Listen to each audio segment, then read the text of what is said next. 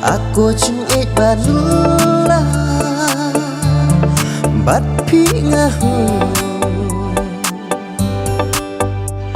baro shi juno jeng ek basisha aku chung ek balula bat pi ngahu